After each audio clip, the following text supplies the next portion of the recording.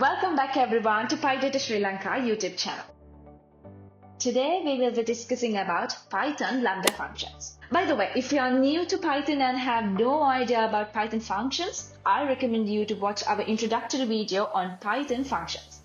Back to Lambda functions. These functions are also called anonymous functions as they are not bound by any explicit identifiers. Unlike a general function we define, a lambda function can have only one expression, but it can take any number of arguments. In simple terms, you can think of lambda functions as disposable one-line functions that you can use without formally defining them.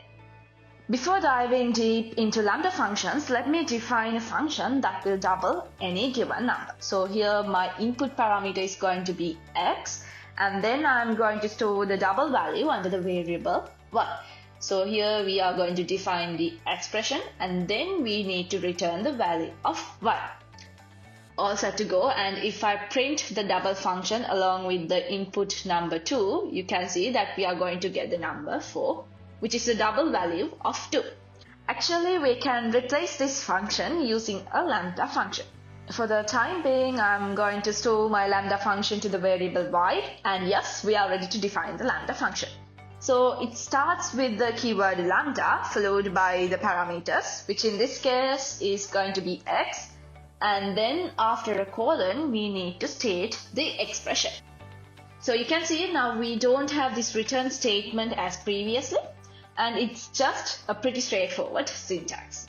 Well, if I call the lambda function with the number 2 and print the results, you can see that the output is once again 4. That means we have successfully defined a lambda function that can replace the function we defined earlier. Actually, I defined this lambda function just for the demonstration, but the real magic happens if we call a lambda function within a built-in function like map. So let me show you an example on how to use a lambda function within the map function. To refresh your memory, a map function is used to execute a function for each item within an iterable. Suppose I have a list of numbers as my nums and I need to double each element within the list.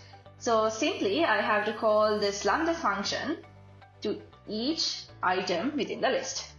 So I'm going to store the results under double nums list, and then within the map function we are going to call a lambda function which will double each number of the list.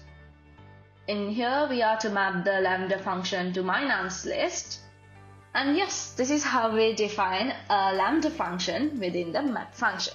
If we print the double nums list, we have the double values of each item within my nums list. Well, this is one example on how to use the lambda function. You can call lambda functions with reduce functions, then filter functions, and even within list comprehension. So the syntax is going to remain the same, you just need to change the parameters and the expression. So that's it for today, and I hope to see you next time.